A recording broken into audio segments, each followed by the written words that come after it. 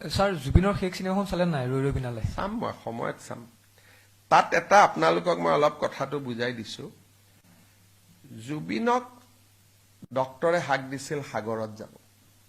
আৰু মই শুনা পাইছো সেই চিনেমাখন সাগৰক লৈ সেইকাৰণে মই যোৱা নাই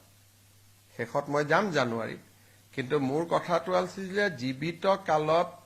জুবিন গাৰ্গক ডক্টৰে হাক দিছিল যে সাগৰত নাযাব সেইখন চিনেমা চালেইতো মই বাহিৰত আহি প্ৰশ্ন সুধিব লাগিব যে সাগৰত কেনেকে জুবিন গল সেইকাৰণে মই বোলো লাষ্টত এদিন ধুনীয়াকৈ চাম কিন্তু চিনেমাখনৰ যদি আপোনালোকে দৃশ্যপট দেখে আগতে মই কথাটো কোৱা নাছিলো কাৰণ চিনেমাখন ভাল কৰি চলক বুলি কিন্তু চিনেমাখনৰ শ্বুটিং সাগৰত হৈছিল আৰু নেম কেয়াৰ হস্পিটালত জুবিনক ক্লিয়াৰলি ইনষ্ট্ৰাকচন দিয়া হৈছিল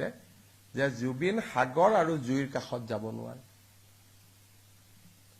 গতিকে আপোনালোকেও এই প্ৰশ্নটো কতো কৰা মই দেখা নাই যে কেনেকে জুবিন সাগৰত গল সিদিনাখন চিনেমাখনৰ প্ৰযোজক মোৰ তাত আহোঁতে মই এটা সুধিছিলো যে শ্ৰীলংকাত আপোনালোকে জুবিনক কেনেকে সাগৰত লৈ গল কাৰণ মই দেখা নাই চিনেমাখন কিন্তু সাগৰক লৈ হৈছে নে নাই গতিকে মুখ্যমন্ত্ৰী এজনে চোৱাৰ পিছততো কথাটো ফাইলত লিখিব লাগিব মই সেইকাৰণে শেষৰ ফালে চাম বুলি ভাবি থৈছো তেতিয়া আৰু কোনো হেৰি নাই গতিকে আৰামত এদিন বঢ়িয়াকৈ চাই লৈ আহিম আৰু জুবিনৰ চিনেমা চোৱা নাই কাৰণে মই পোষ্ট মালনা দিও চাব নাই যোৱা একেবাৰে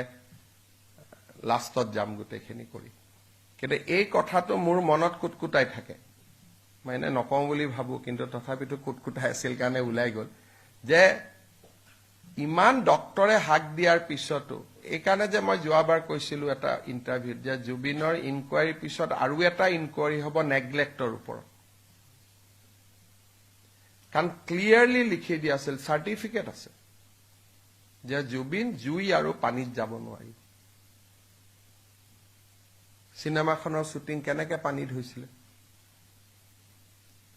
তাৰমানে জুবিনৰ জীৱনক লৈ বহুত দিন আগৰ পৰাই আমি বহুতে হেতালি খেলি আছিলো হয় না মই ঠিক কথা কৈছো নে নাই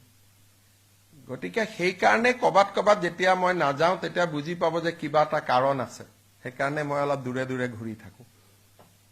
বাকিটো আৰু কি আছে মই চিনেমাখন চোৱা নোচোৱাৰ লগতো চিনেমাখনৰ জনপ্ৰিয়তা কম বেছি নহয় নে হ'ব সেইটো আপোনালোকে ভাবে যে সিএমএ চাব যোৱা নাই কিবা কাৰণত যোৱা নাই এইটো এটা পজিটিভ কাৰণ আছে কাৰণ গলে মই প্ৰথমতে এইটো কথা ক'ব লাগিলহেঁতেন যদি ফাৰ্ষ্ট দিনা গলোহেঁতেন মই এই প্ৰশ্নটো ফাৰ্ষ্ট দিনাই সুধিলোহেঁতেন তেতিয়া চিনেমাখনক লৈ বিতৰ্ক আৰম্ভ হলহেঁতেন এতিয়া ক'লেও আপত্তি নাই কাৰণ চিনেমাখন প্ৰায় চোৱা হৈয়ে গল সেইকাৰণে এতিয়া লাষ্টত কথাটো কৈছো হ'ব ঠিক আছে